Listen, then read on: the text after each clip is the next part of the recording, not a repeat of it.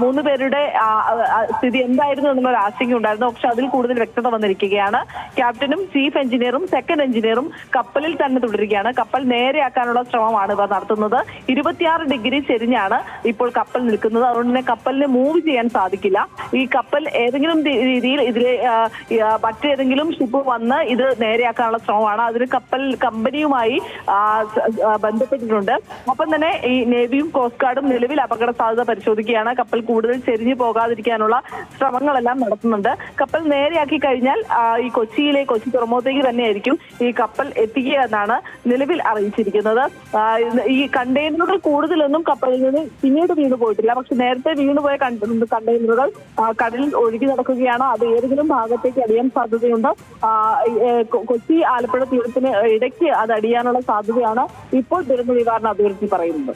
സൈഫുന്നിസ, ഈ കപ്പലിൽ ഉണ്ടായിരുന്ന മറ്റ് ജീവനക്കാരെ രക്ഷപ്പെടുത്തിയിരുന്നു. അവരുമായി ബന്ധപ്പെട്ട് എന്തൊക്കെ വിവരങ്ങളാണ് ലഭിക്കുന്നത്? മറ്റ് ജീവനക്കാർ ചിലർ ലൈഫ് ജാക്കറ്റ് ഇട്ട് കപ്പലിൽ നിന്ന് താഴേക്ക് ചാടിയിരുന്നു. അവരെ രക്ഷിക്കാനായിട്ടുണ്ട്. മറ്റുള്ളവരെയും കപ്പലിൽ നിന്ന് നാവികസേന എത്തി രക്ഷിക്കുകയും ചെയ്തിരുന്നു. 3 പേരാണ് പിന്നീട് കപ്പലിൽ തുടർന്നത്. ഇവർ സ്വമേധയാ കപ്പലിന്റെ നിയന്ത്രണം മുന്നോട്ട് കൊണ്ടുപോകുവാനായി തുടർന്നതാണ്.